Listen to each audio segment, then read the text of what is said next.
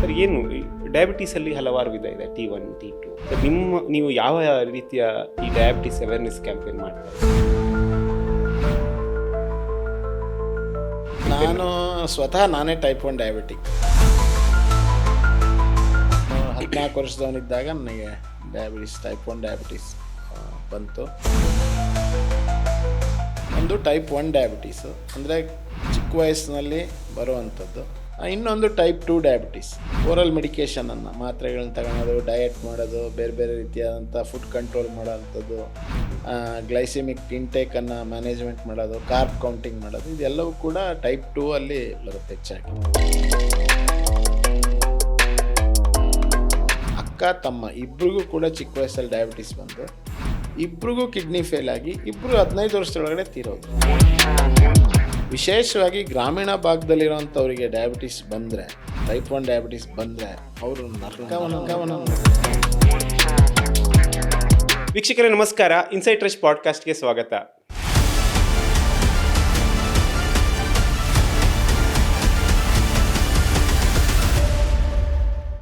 Diabetes ಅಂತ ಹೇಳುವಂಥದ್ದು ಒಂದು ಕಾಯಿಲೆ ಅಲ್ಲ, ಅದೊಂದು ಮನುಷ್ಯನ ಒಂದು ದೈಹಿಕವಾದಂಥ ಒಂದು ಸ್ಥಿತಿ ಅಷ್ಟೇ. ನವಂಬರ್ ತಿಂಗಳು ನಾವು ಡಯಾಬಿಟಿಕ್ಸ್ ಅವೇರ್ನೆಸ್ ಮಂತ್ ಅಂತ ನಾವು ಇದನ್ನು ಆಚರಣೆ ಮಾಡ್ತೇವೆ. ಈ ತಿಂಗಳಲ್ಲಿ ಡಯಾಬಿಟೀಸ್ನ ಬಗ್ಗೆಗಿನ ಇರುವಂತಹ ತಪ್ಪು ಕಲ್ಪನೆಗಳಿರ್ಬೋದು, ಅಥವಾ ಅದರಿಂದ ಓವರ್ಕಮ್ ಆಗಲಿಕ್ಕೆ ಬೇಕಾದಂತಹ ವಿಧಾನಗಳನ್ನು ಪರಿಚಯಿಸುವಂಥ ಹಲವಾರು ವಿಧಾನಗಳನ್ನು ಇಲ್ಲಿ ನಾವು ಮಾಡ್ತೀವಿ. ಸೊ ಇದ್ರ ಬಗ್ಗೆ ನಮ್ಮ ಹತ್ರ ಈ ಡಯಾಬಿಟೀಸ್ ಬಗ್ಗೆ ಹಲವಾರು ರಿಸರ್ಚ್ ಮಾಡಿ, ಈ ಅವೇರ್ನೆಸ್ ಕ್ಯಾಂಪೇನ್ ಮಾಡಿ, ಇದರ ಬಗ್ಗೆ ಸಾಕಷ್ಟು ತಿಳುವಳಿಕೆಯನ್ನು ಪಡೆದುಕೊಂಡಿರುವಂತಹ ನಮ್ಮ ಕರ್ನಾಟಕ ವಿಧಾನ ಪರಿಷತ್ ಸದಸ್ಯರಾಗಿರುವಂತಹ ನವೀನ್ ಅವರು ನಮ್ಮ ಜೊತೆ ಇದ್ದಾರೆ. ಸರ್, ಕಾರ್ಯಕ್ರಮಕ್ಕೆ ಸ್ವಾಗತ. ನಮಸ್ತೆ ಶ್ರೀಕಾಂತ್ ಅವರೇ. ಮೊದಲನೇದಾಗಿ ಈ ವಿಷಯದ ಬಗ್ಗೆ ತಾವು ಈ ತಿಂಗಳಿನಲ್ಲಿ ಮಾತಾಡುವಂಥದ್ದಕ್ಕೆ ಅವಕಾಶವನ್ನು ಮಾಡಿಕೊಟ್ಟಿರೋದಕ್ಕೆ ನಾನು ತಮಗೆ, ತಮ್ಮ ತಂಡಕ್ಕೆ ಧನ್ಯವಾದವನ್ನು ಹೇಳೋದಕ್ಕೆ ಇಚ್ಛೆಪಡ್ತೇನೆ. ನವಂಬರ್ ತಿಂಗಳು ವರ್ಲ್ಡ್ ಡಯಾಬಿಟೀಸ್ ಡೇ ಆಚರಣೆ ಮಾಡುವಂಥ ತಿಂಗಳು. ನವಂಬರ್ 14 ಅವೇರ್ನೆಸ್ ಮಂತ್, ಹೌದು, ವಿಶ್ವ ಡಯಾಬಿಟೀಸ್ ದಿನಾಚರಣೆ. ಅದು ಇಡೀ ವಿಶ್ವಾದ್ಯಂತ ನವಂಬರ್ 14 ಡಯಾಬಿಟೀಸ್ ದಿನಾಚರಣೆಯಾಗಿ ಮಾಡ್ತಾ ಇದ್ದಾರೆ. ತಮಗೆ ಗೊತ್ತಿದೆ, ಇವತ್ತು ಅತಿ ಹೆಚ್ಚು ಅಥವಾ ಅತಿ ಸಾಮಾನ್ಯ ಸಮಸ್ಯೆಗಳ ಪೈಕಿ ಇರೋವಂಥದ್ದು ಯಾವುದು ಅಂದರೆ ಡಯಾಬಿಟೀಸ್.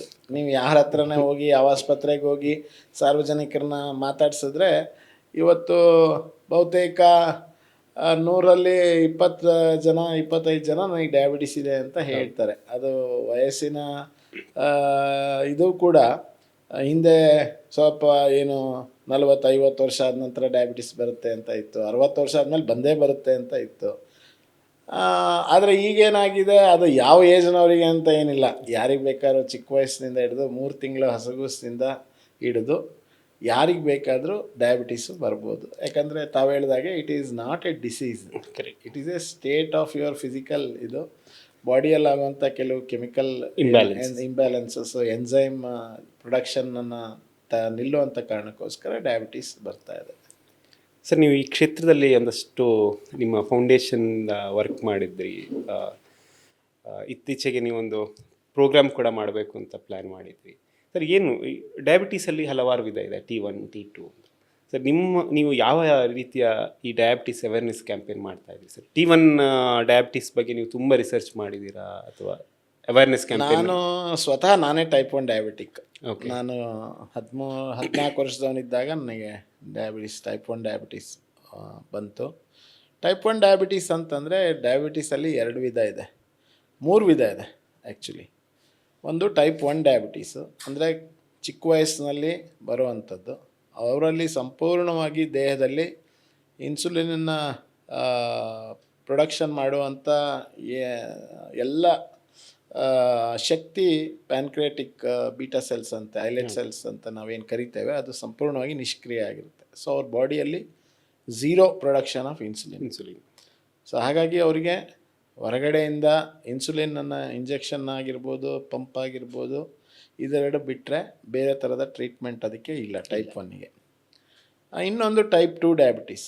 ಸಾರ್ವಜನಿಕವಾಗಿ ಹೆಚ್ಚು ಜನರಿಗೆ ಗೊತ್ತಿರೋದೇ ಟೈಪ್ 2 ಡಯಾಬಿಟೀಸ್. ಅಂದರೆ ಏನು ಓರಲ್ ಮೆಡಿಕೇಷನನ್ನು ಮಾತ್ರೆಗಳನ್ನ ತಗೊಳೋದು, ಡಯಟ್ ಮಾಡೋದು, ಬೇರೆ ಬೇರೆ ರೀತಿಯಾದಂಥ ಫುಡ್ ಕಂಟ್ರೋಲ್ ಮಾಡೋವಂಥದ್ದು, ಗ್ಲೈಸಿಮಿಕ್ ಇಂಟೇಕನ್ನು ಮ್ಯಾನೇಜ್ಮೆಂಟ್ ಮಾಡೋದು, ಕಾರ್ಬ್ ಕೌಂಟಿಂಗ್ ಮಾಡೋದು, ಇದೆಲ್ಲವೂ ಕೂಡ ಟೈಪ್ 2 ಅಲ್ಲಿ ಬರುತ್ತೆ ಹೆಚ್ಚಾಗಿ. ಇನ್ನೊಂದು ಗೆಸ್ಟೇಷನಲ್ ಡಯಾಬಿಟೀಸ್ ಅಂತ ಬರುತ್ತೆ, ಅಂದರೆ ಗರ್ಭಿಣಿ ಆದಾಗ ಆ ಸಂದರ್ಭಕ್ಕೆ ಬರುತ್ತೆ, ಪ್ರೆಗ್ನೆಂಟ್ ಆಗಿ ತದನಂತರ ಮಗು ಹುಟ್ಟಿದ ಸ್ವಲ್ಪ ದಿವಸದಲ್ಲಿ ಅದು ಹೊರಟೋಗುತ್ತೆ. ಅದು ಗೆಸ್ಟೇಷನಲ್ ಡಯಾಬಿಟೀಸ್ ಅಂತ ಕರೀತಾರೆ. ನಾನು ಹೆಚ್ಚು ಕೆಲಸ ಮಾಡ್ತಾರೆ ಅಂದರೆ ಟೈಪ್ 1 ಡಯಾಬಿಟೀಸ್ ಬಗ್ಗೆ. ಯಾಕಂದರೆ ಇವತ್ತು ಏನಾಗಿದೆ, ನಮ್ಮ ದೇಶದಲ್ಲಿ ಸುಮಾರು 10 ಲಕ್ಷಕ್ಕಿಂತ ಹೆಚ್ಚು ಮಕ್ಕಳಲ್ಲಿ ಇದು ಡಯಾಬಿಟೀಸ್ ಇದೆ. ಆಮೇಲೆ ಇದು ಇದಕ್ಕೆ ಭಾಳ ಮುಖ್ಯವಾಗಿ ಬೇಕಾಗಿರೋವಂಥದ್ದು ಏನು ಅಂತಂದರೆ ಅವೇರ್ನೆಸ್, ಜಾಗೃತಿ, ಮ್ಯಾನೇಜ್ಮೆಂಟ್ ಅವೇರ್ನೆಸ್ ಇರಬೇಕು. ನನಗೆ ಬಂದಿದೆ, ಬಂದಿರೋ ಅಂಥದ್ದನ್ನು ನಾನು ಈಗ ಮ್ಯಾನೇಜ್ ಮಾಡಬೇಕಾಗಿರೋದಕ್ಕೆ ನಾನೇನೆಲ್ಲ ನನ್ನ ದೈಹಿಕ ಶಿಸ್ತಾಗಿರ್ಬೋದು, ನಾನು ತಗೊಳ್ಳೋಂಥ ಆಹಾರದಲ್ಲಿ ಶಿಸ್ತಾಗಿರ್ಬೋದು, ನನ್ನ ಮೆಡಿಕಲ್ ರಿಜೈಮೆಂಟ್ ಇರ್ಬೋದು, ಹೇಗಿರಬೇಕು ಅನ್ನೋವಂಥದ್ದು ಭಾಳ ಮುಖ್ಯ ಆಗುತ್ತೆ. ಹಾಗಾಗಿ ನಾನು 2020ರಲ್ಲಿ ಅಂದಿನ ಆರೋಗ್ಯ ಸಚಿವರು ಮತ್ತು ಲೋಕಸಭಾ ಸದಸ್ಯರಾದಂಥ ತೇಜಸ್ವಿ ಸೂರ್ಯ ಅವ್ರನ್ನ ಕರೆದು ಬೆಂಗಳೂರಿನಲ್ಲಿ ಒಂದು type 1 diabetes foundation of India ಅಂತ ಹೇಳ್ಬಿಟ್ಟು ಇಡೀ ದೇಶಾದ್ಯಂತ ಟೈಪ್ 1 ಇರೋವಂಥವ್ರನ್ನ ಕರೆದು ಸುಮಾರು 1,000ಕ್ಕೂ ಹೆಚ್ಚು ಜನನ ಕರೆದು ಇಲ್ಲಿ ಒಂದು ಅದನ್ನು ಸಂಸ್ಥಾಪನೆಯನ್ನು ಮಾಡಿದ್ವಿ. ಸಂಘದ ಸ್ಥಾಪನೆ, ಫೌಂಡೇಶನ್ ಸ್ಥಾಪನೆಯನ್ನು ಮಾಡಿ ಉದ್ಘಾಟನೆಯನ್ನು ಮಾಡಿದ್ವಿ. ಇದರ ಮೂಲ ಉದ್ದೇಶ ಏನು ಅಂತಂದರೆ, ಇದು ಟೈಪ್ 1 ಡಯಾಬಿಟೀಸ್ ಬಂದಿರೋ ಅಂಥವ್ರಿಗೆ ಕೌನ್ಸಿಲಿಂಗ್ ಮಾಡ್ತೀವಿ. ಮತ್ತು ಡಯಾಬಿಟಿಕ್ ಎಜುಕೇಟರ್ಸ್ ಅಂತ ಬರ್ತಾರೆ. ಈಗ ನೀವು ಹಾಸ್ಪಿಟಲ್ಸ್ಗೆ ಹೋದರೆ ಅಲ್ಲಿ ಡಯಾಬಿಟಿಕ್ ಎಜುಕೇಟರ್ಸ್ ಅಂತ ಇರ್ತಾರೆ. ಬಂದಾಗ ಏನು ಮಾಡಬೇಕು, ಹೇಗೆ ಮಾಡಬೇಕು, ಅದಕ್ಕೆ ಸರ್ಟಿಫಿಕೇಷನ್ ಪ್ರೋಗ್ರಾಮ್ಸ್ ಕೂಡ ಇದೆ, ಸರ್ಟಿಫೈಡ್ ಡಯಾಬಿಟಿಕ್ ಎಜುಕೇಟರ್ಸ್ ಅಂತ. ಸೊ ನಾವು ಆಯ್ಕೆ ಮಾಡಿದ್ದೇನು ವಿಷಯ ಅಂತಂದರೆ, ಸರ್ಕಾರಗಳ ಪಾಲಿಸಿ ಮತ್ತು ಈ ಥರದ ಡಯಾಬಿಟಿಕ್ ಎಜುಕೇಟರ್ಸನ್ನು ಮಧ್ಯೆ ಕೆಲಸ ಮಾಡಬೇಕು. ಮತ್ತು ವಿಶೇಷವಾಗಿ ಪೋಷಕರ ಮಧ್ಯೆ, ಪೇರೆಂಟ್ಸಾಗಿ ಭಾಳ ಗಾಬರಿ ಇರುತ್ತೆ ಈ ಸಂದರ್ಭದಲ್ಲಿ, ಹೆಂಗಪ್ಪ ಇದನ್ನು ಮಾಡೋ ಅಂಥದ್ದು. ಸಣ್ಣ ಮಗುವಿಗೆ ಡಯಾಬಿಟೀಸ್ ಬಂದಿದೆ ಅಂತಂದಾಗ ಒಂದು ರೀತಿ ಅವ್ರು ಹಾರ್ಟ್ ಬ್ರೇಕನ್ನು ಆಗಿಬಿಡ್ತಾರೆ. ನಮ್ಮ ಜೀವನನೇ ಮುಗಿದೋಯ್ತು. ಯಾಕಂದ್ರೆ ಇಷ್ಟು ಚಿಕ್ಕ ವಯಸ್ಸಿನಲ್ಲಿ ಮಗುಗೆ ಬಂದಿದೆ ಅಂತಂದರೆ ದಿವಸ ಇಂಜೆಕ್ಷನ್ ಕೊಡಬೇಕು, 5-6 ಸರಿ ಇಂಜೆಕ್ಷನ್ ಕೊಡಬೇಕು. ಜಾಸ್ತಿ ಆದರೆ ತೊಂದರೆ, ಕಡಿಮೆ ಆದರೆ ತೊಂದರೆ, ಶಾಲೆಗೆ ಕಳ್ಸೋದು ಹೇಗೆ, ಹೊರಗಡೆ ಸಾಮಾನ್ಯ ಮಕ್ಕಳ ಥರ ಹೇಗಿರ್ಬೋದು ಇವರು ಅಂತೇಳಿ ವಿಲ್ ಬಿ ಕಂಪ್ಲೀಟ್ಲಿ ಡೆವಾಸ್ಟೇಟೆಡ್. ಸೊ ಆ ಥರದ ತಂದೆ ತಾಯಿಗಳಿಗೆ ಮತ್ತು ಮಕ್ಕಳಿಗೆ ನಾವು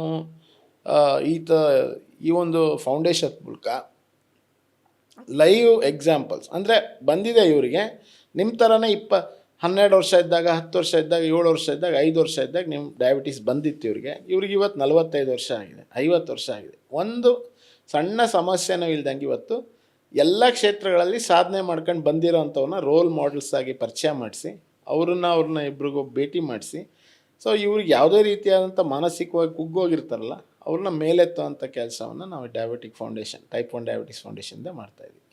ಸರ್, ನೀವೀಗ ಪಾಲಿಸಿ ಬಗ್ಗೆ ಮಾತಾಡ್ತಾ ಇದ್ದೀರಿ. ಈಗ ಅಂಗವಿಕಲರಿಗೋಸ್ಕರ ಹಲವಾರು ಯೋಜನೆಗಳು ರಾಜ್ಯ ಸರ್ಕಾರ, ಕೇಂದ್ರ ಸರ್ಕಾರ ಹಲವಾರು ವರ್ಷಗಳಿಂದ ಮಾಡ್ತಾ ಇದೆ.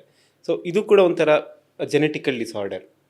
ಸೊ ಇದಕ್ಕೋಸ್ಕರ ಯಾವ ರೀತಿಯ ಪಾಲಿಸಿಯನ್ನು ನೀವು ಎಕ್ಸ್ಪೆಕ್ಟ್ ಮಾಡ್ತಾ ಇದ್ದೀರಾ? ಯಾವ ರೀತಿಯ ಪ್ರಪೋಸಲ್ ಮಾಡಿದ್ದೀರಾ ರಾಜ್ಯ ಸರ್ಕಾರಕ್ಕೆ ಆದರೂ ಕೇಂದ್ರ ಸರ್ಕಾರಕ್ಕೆ? ನಾನ್ ಕಮ್ಯುನಿಕಬಲ್ ಡಿಸೀಸಸ್ ಅಂತೇಳಿದೆ, ಅದಕ್ಕೆ ಆದಂಥ ಪಾಲಿಸಿ ಇದೆ.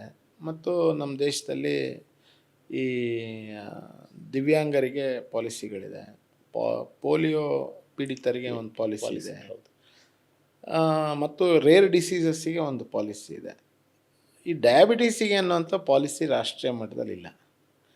ಏನಾಗಿದೆ, ಡಯಾಬಿಟೀಸ್ ಅನ್ನೋವಂಥದ್ದಕ್ಕೆ ಎಷ್ಟೋ ವರ್ಷಗಳ ಕಾಲ ಇದೊಂದು ಸಮಸ್ಯೆ ಅಂತೇಳಿ ಗುರ್ತೇ ಹಿಡಿಲಿಲ್ಲ.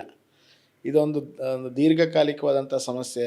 ಬಂದ ದಿವಸದಿಂದ ಬದುಕಿರೋ ಕೊನೆ ದಿವಸದ ತನಕ ಮೆಡಿಕಲ್ ಅಟೆನ್ಷನ್ ಅವ್ರಿಗೆ ಬೇಕು, ಮೆಡಿಸಿನಲ್ಲಾಗಿ ಅವರು ಯಾವುದಾದ್ರು ಒಂದು ಮೆಡಿಸಿನ್ ಮೇಲೆ ನಿರ್ಭರವಾಗಿರಬೇಕು ಅನ್ನೋವಂಥದ್ದನ್ನು ಹಿಂದೆ ಮಾಡಲಿಲ್ಲ. ಆದರೆ ಈಗೇನಾಗಿದೆ,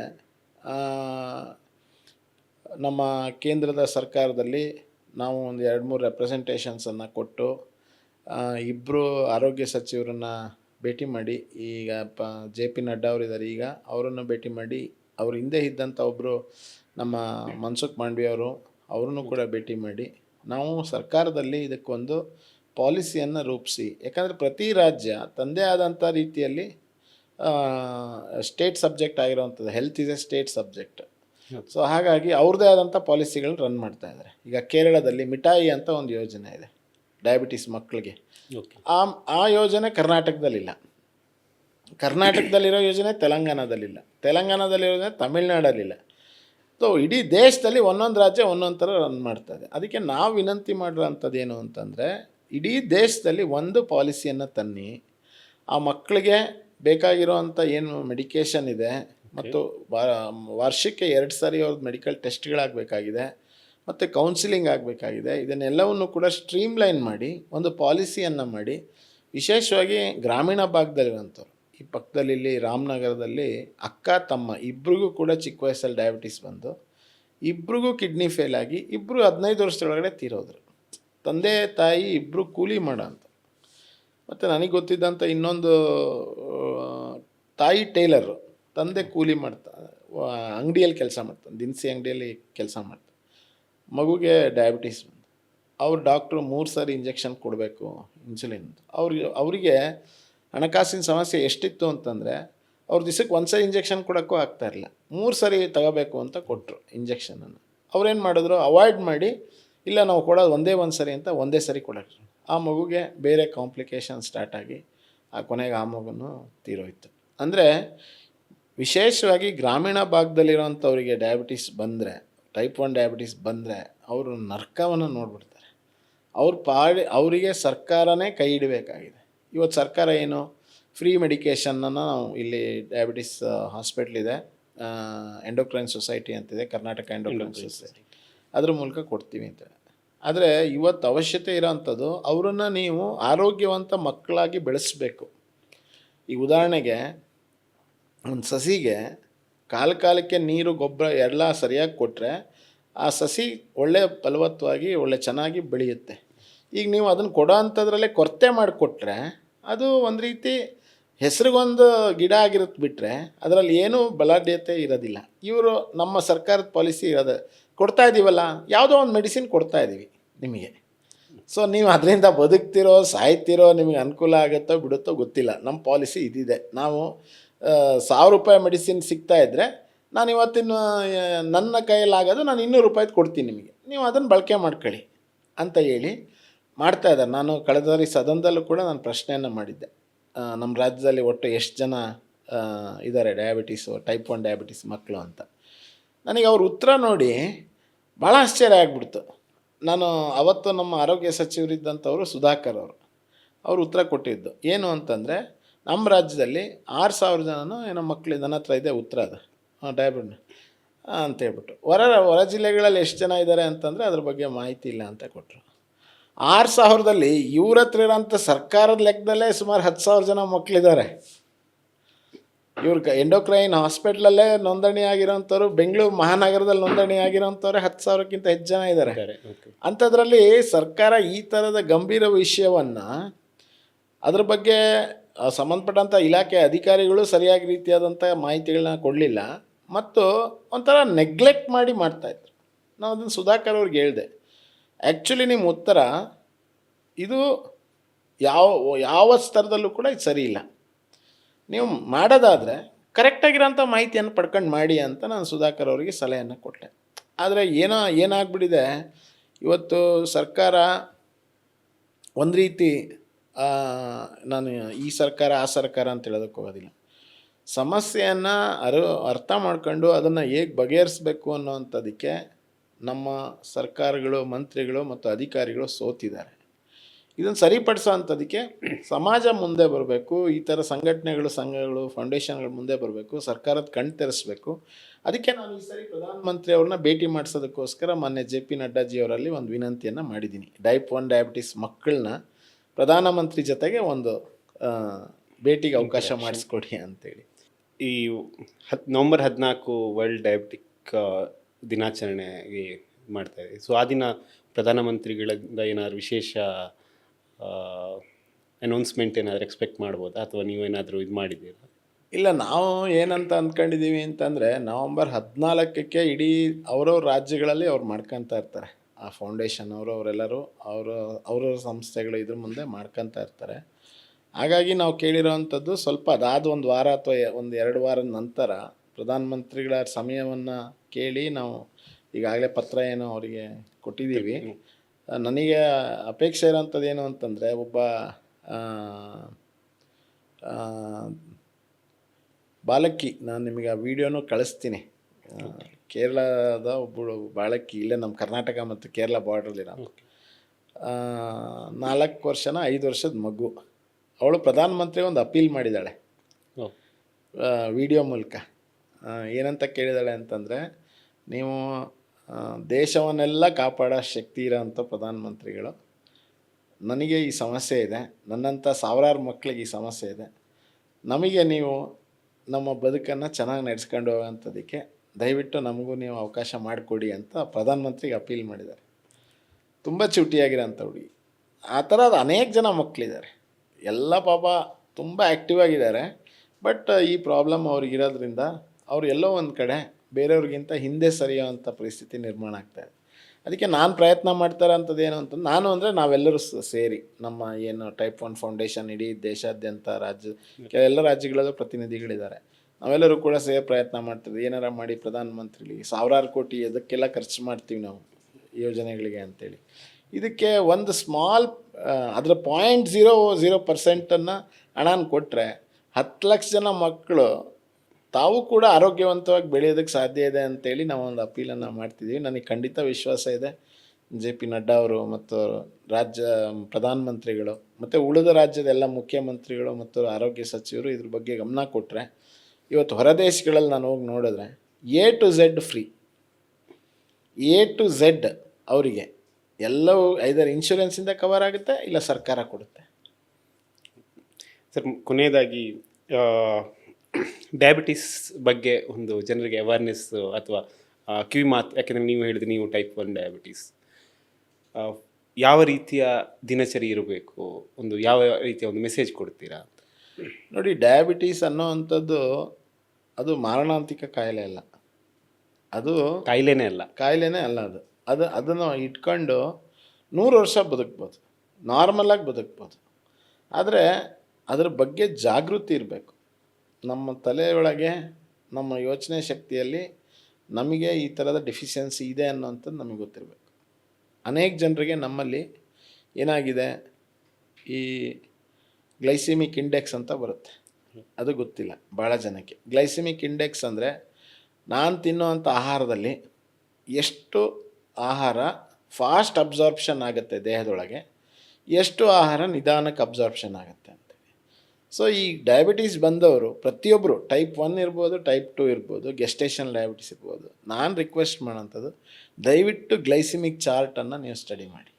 ಗ್ಲೈಸಿಮಿಕ್ ಫುಡ್ ಚಾರ್ಟ್ ಅಂತ ನಿಮಗೆ ಸಿಗುತ್ತೆ.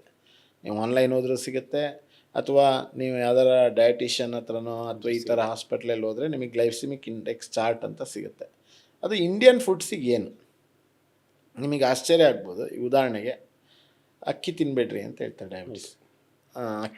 ಅಕ್ಕಿ ತಿನ್ನಬೇಡಿ, ಸಕ್ಕರೆ ತಿನ್ನಬೇಡಿ ಅಂತ ಹೇಳ್ತಾರೆ. ಎಲ್ಲವೂ ಫುಡ್ಡು ಅಲ್ಟಿಮೇಟ್ಲಿ ಏನಂತಂದರೆ, ನೀವು ಏನೇ ತಿಂದ ತಕ್ಷಣ ಅದು ಫಸ್ಟು ಸ್ಟಾರ್ಚಾಗಿ ಕನ್ವರ್ಟ್ ಆಗುತ್ತೆ, ಸ್ಟಾರ್ಚ್ ಆದ ನಂತರ ಗ್ಲೂಕೋಸಾಗಿ ಕನ್ವರ್ಟ್ ಆಗುತ್ತೆ, ಗ್ಲೂಕೋಸ್ ಆದ ನಂತರ ಅದು ಬಾಡಿಯಲ್ಲಿ ಎನರ್ಜಿಯಾಗಿ ಕನ್ವರ್ಟ್ ಆಗುತ್ತೆ. ಸೊ ಇದರಲ್ಲಿ ಫುಡ್ ಬ್ರೇಕಿಂಗಲ್ಲಿ ಒಂದೊಂದು ಫುಡ್ಡು ಒಂದೊಂದು ಟೈಮಲ್ಲಿ ಬ್ರೇಕ್ ಆಗುತ್ತೆ. ಕೆಲವು ಫುಡ್ಡು ತಕ್ಷಣ ತಿಂದು ವಿತಿನ್ ನೋ ಟೈಮ್ ಬಾಡಿ ಒಳಗೆ ಅದು ಸ್ಟಾರ್ಚಾಗಿ ಬ್ರೇಕಾಗಿ ಗ್ಲೂಕೋಸಾಗಿ ಬ್ರೇಕಾಗಿ ಇಮಿಡಿಯೇಟ್ ಬ್ಲಡ್ಡಿಗೆ ಹೋಗ್ಬಿಡುತ್ತೆ. ಅದಕ್ಕೆ ಉದಾಹರಣೆ ಕೊಡಬೇಕು ಅಂದರೆ ಅವಲಕ್ಕಿ, ಮಂಡಕ್ಕಿ. ಈ ಅವಲಕ್ಕಿ ಮಂಡಕ್ಕಿ ಅನ್ನೋಂಥದ್ದು ಅಕ್ಕಿಯ ಬೈ ಪ್ರಾಡಕ್ಟ್. ಅದೇ ಅಕ್ಕಿ ತಿಂದರೆ, ಅನ್ನ ತಿಂದರೆ ನಿಮಗೆ ನಿಧಾನಕ್ಕೆ ಸ್ವಲ್ಪ ಬ್ಲಡ್ ಗ್ಲೂಕೋಸ್ ನಿಧಾನಕ್ಕೆ ರೈಸ್ ಆಗುತ್ತೆ. ಅದೇ ನೀವು ಅವಲಕ್ಕಿ ಮಂಡಕ್ಕಿ ತಿಂದರೆ ನಿಮಗೆ 120 ಇದ್ದಿದ್ದು 300ಕ್ಕೆ ವಿತಿನ್ ಅರ್ಧ ಗಂಟೆಯಲ್ಲಿ ಹೋಗ್ಬಿಡುತ್ತೆ ಶುಗರ್. ಅದೇ ಥರ ನಿಮಗೆ ಈ ಜ್ಯೂಸ್ಗಳು, ಯಾವುದೇ ಲಿಕ್ವಿಡ್ ಫಾರ್ಮಲ್ಲಿರೋಂಥ ಫುಡ್ಡು ತಕ್ಷಣಕ್ಕೆ ನಿಮ್ಮ ಶುಗರ್ನ ಜಾಸ್ತಿ ಮಾಡುತ್ತೆ. ಅದಕ್ಕೆ ನಾವು ಪೀಕ್ ಅಂತ ಕರಿತೀವಿ, ಸ್ಪೈಕ್ ಅಂತ ಕರಿತೀವಿ. ಸೊ ನಿಮ್ಮ ಶುಗರು, ನಿಮ್ಮ ದೇಹದ ಆರೋಗ್ಯ ಚೆನ್ನಾಗಿರಬೇಕು ಅಂದರೆ ನೀವು ತಿನ್ನುವಂಥ ಆಹಾರದ ಬಗ್ಗೆ ನಿಮಗೆ ಗಮನ ಇರಬೇಕು. ಇದು ಮೊದಲನೇ ಪಾಯಿಂಟ್. ಎರಡನೇ ಪಾಯಿಂಟು, ನಿಮ್ಮ ಡೇ ಟು ಡೇ ಆ್ಯಕ್ಟಿವಿಟಿಯನ್ನು ನೀವು 100% ಒಂದು ರೊಟೀನ್ ಥರ ಮಾಡಿ, ಆ ರೊಟೀನಲ್ಲಿ ನಿಮ್ಮ ಫಿಸಿಕಲ್ ಆ್ಯಕ್ಟಿವಿಟಿ ಇರ್ಬೋದು, ನಿಮ್ಮ ಫುಡ್ ಆ್ಯಕ್ಟಿವಿಟಿ ಇರ್ಬೋದು, ಇದೆಲ್ಲವನ್ನು ಕೂಡ ಒಂದು ಪ್ರಾಪರ್ ಬ್ಯಾಲೆನ್ಸ್ ಇರೋವಂಥ ರೀತಿಯಲ್ಲಿ ಮ್ಯಾನೇಜ್ ಮಾಡಬೇಕು. ಮತ್ತೊಂದು, ನಮ್ಮ ಏನು ಬಾಡಿಗೆ ಸೂಟ್ ಆಗೋಂಥ ಮೆಡಿಕೇಷನನ್ನು ಕೊಟ್ಟಿರ್ತಾರೆ, ಆ ಮೆಡಿಕೇಷನನ್ನು ಯಾವ ಕಾರಣಕ್ಕೂ ಕೂಡ ನಾವು ಅದನ್ನು ಚೇಂಜ್ ಮಾಡಿ ಇದನ್ನು ಮಾಡೋದಕ್ಕೆ ಹೋಗಬಾರ್ದು. ಯಾಕಂದರೆ ಅನೇಕ ಸಾರಿ ಏನಾಗುತ್ತೆ, ಕೆಲವು ಮಿತ್ಸ್ ಇದೆ ಸಮಾಜದಲ್ಲಿ, ಕೆಲವು ಮಿತ್ಸ್ ಇದೆ. ಏನು ಮಿತ್ಸ್ ಇದೆ ಅಂತಂದರೆ, ಇಲ್ಲ ಇದನ್ನು ತಿನ್ನೋದ್ರಿಂದ ಶುಗರು ನಂದು ಕಡಿಮೆ ಆಗಿಬಿಡುತ್ತೆ, ಬೆಳಗ್ಗೆ ಚೆಕ್ ಮಾಡಿದೆ 70 ಅಂಥೇಳಿ ನೀವು ಒಂದು ತಿಂಗಳು ನಿಮ್ಮ ಶುಗರ್ 70 ಇರೋದಿಲ್ಲ. ನಿಮ್ಮ ಶುಗರ್ ಬೆಳಗ್ಗೆ 70 ಇದ್ದರೆ ನೀವು ಚೆಕ್ ಮಾಡಿದಾಗಿಲ್ಲ ನಾನು ಫುಲ್ ಕಂಟ್ರೋಲಲ್ಲಿದೆ ಅಂತಂದರೆ, ಅದು 1 ಗಂಟೆ ಆದಮೇಲೆ ಚೆಕ್ ಮಾಡಿದ್ರೆ ಬೇಕಂದ್ರೆ 500 ಇರ್ಬೋದು. ಹೌದು. ಹಾಗಾಗಿ ನೀವು ಜಸ್ಟ್ ನಿಮ್ಮ ಬ್ಲಡ್ ಶುಗರ್ ಚೆಕ್ ಮಾಡೋದಕ್ಕಿಂತ HbA1c ಅಂತ ಆ್ಯಾವ್ರೇಜ್ ಬರುತ್ತೆ, ಅದನ್ನು ಚೆಕ್ ಮಾಡಿಸ್ಕೋಬೇಕು. ಆಮೇಲೆ ನಿಮ್ಮ ವಾರ್ಷಿಕವಾಗಿ ನಿಮ್ಮ ಕಣ್ಣನ್ನು ಚೆಕ್ ಮಾಡಿಸ್ಕೋಬೇಕು.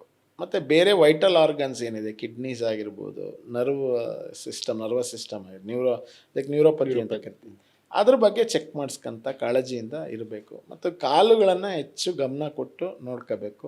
ಕಾಲಿನ ಬಗ್ಗೆ ಹೆಚ್ಚು ಗಮನ ಇರಬೇಕು, ಕಣ್ಣಿನ ಬಗ್ಗೆ ಹೆಚ್ಚು ಗಮನ ಇರಬೇಕು. ಇಷ್ಟನ್ನು ಮಾಡಿದ್ರೆ ಖಂಡಿತವಾಗೂ ಅವರು ಆರೋಗ್ಯಕರವಾದಂಥ ಜೀವನ, more than A normal healthy person, ಇವ್ರು ಹೆಲ್ತಿಯಾಗಿರ್ತಾರೆ. ಸೊ ಭಯ ಪಡೋಂಥ ಅವಶ್ಯಕತೆ ಇಲ್ಲ, ಗಾಬರಿ ಪಡೋಂಥ ಅವಶ್ಯಕತೆ ಇಲ್ಲ. ಇದ್ರ ಬಗ್ಗೆ ಅವೇರ್ನೆಸ್ ಮಾಡಿ, ಇದ್ರ ಬಗ್ಗೆ ಕಲಿತು, ನಮ್ಮಂಥ ಏನೋ ಕೆಲವು ಗ್ರೂಪ್ಸ್ ಮಾಡಿದ್ದೀವಿ, ಎಜುಕೇಟಿವ್ ಗ್ರೂಪ್ಸ್. ಆ ಗ್ರೂಪ್ಗಳಲ್ಲಿ ನೀವು ಸೇರ್ಕೊಂಡು ಅಲ್ಲಿ ನಡೆಯುವಂಥ ವಿಷಯಗಳ ಬಗ್ಗೆ ಚರ್ಚೆಗಳನ್ನು ನೀವು ಅರ್ಥ ಮಾಡ್ಕೊಂಡ್ರೆ ಖಂಡಿತ ಡಯಾಬಿಟೀಸ್ ಇದನ್ನು ನೀವು ನಿಮ್ಮ ಜೊತೆಯ ಸಂಗಾತಿಯಾಗಿ ನೀವು ಜೊತೆ ಪೂರ್ತಿ ನೀವು ಕರ್ಕೊಂಡು ಹೋದ್ರು ಅದರಿಂದ ನಿಮಗೇನೂ ತೊಂದರೆ ಇಲ್ಲ. ವೀಕ್ಷಕರೇ, ವರ್ಲ್ಡ್ ಡಯಾಬಿಟಿಕ್ ಡೇ ನವಂಬರ್ 14 ಆಚರಣೆ ಆಗುತ್ತೆ. ಈ ಮಂತು ಅವೇರ್ನೆಸ್ ಮಂತಾಗಿ ನಾವು ಮಾಡ್ತಾ ಇರ್ತೀವಿ. ಸೊ ಯಾರೆಲ್ಲ ಡಯಾಬಿಟಿಕ್ ಪೇಷಂಟ್ ಇದ್ದೀರಾ, ನವೀನ್ ಸರ್ ಅವರು ಹೇಳಿದ ಹಾಗೆ ನಿಮ್ಮ ಲೈಫ್ ಸ್ಟೈಲನ್ನು ನೀವು ರೂಪಿಸ್ಕೊಳ್ಳಿ, ಭಯ ಬೀಳಬೇಡಿ, ಅವೇರ್ನೆಸ್ ಇರಲಿ, ಜಾಗೃತರಾಗಿರಿ, ಹಾಗೂ ತುಂಬ ಸಂತೋಷವಾದಂಥ ಆರಾಮದಾಯಕ ಜೀವನವನ್ನು ಮಾಡಿ ಅಂತ ನಾವು ಇನ್ಸೈಟ್ ರಶ್ ಮೀಡಿಯಾ ಪರವಾಗಿಯೂ ನಿಮಗೆ ಕೇಳ್ಕೊಳ್ತಾ ಇದ್ದೀವಿ. ಹಾಗೆ ನಿಮಗೆ ಡಯಾಬಿಟೀಸ್ ಬಗ್ಗೆ ಯಾವುದಾದ್ರೂ ಇನ್ಫಾರ್ಮೇಷನ್ ಬೇಕು ಅಂದರೆ ನವೀನ್ ಸರ್ದು ಒಂದು ಫೌಂಡೇಶನ್ ಇದೆ, ಆ ಫೌಂಡೇಶನ್ ಡೀಟೇಲ್ಸ್ ಕೂಡ ನಾವು ನಿಮಗೆ ಇದರಲ್ಲಿ ಹಾಕ್ತೀವಿ. ಸರ್, ಇಷ್ಟೊತ್ತು ಡಯಾಬಿಟಿಸ್ ಪೇಷಂಟ್ಸ್ಗೆ ಒಂದು ಅವೇರ್ನೆಸ್ ಬಗ್ಗೆ ಹೇಳಿದ್ದೀರಾ, ತುಂಬ ಧನ್ಯವಾದಗಳು. ತಮಗೂ ತಮ್ಮ ತಂಡಕ್ಕೂ ಕೂಡ ಧನ್ಯವಾದಗಳು.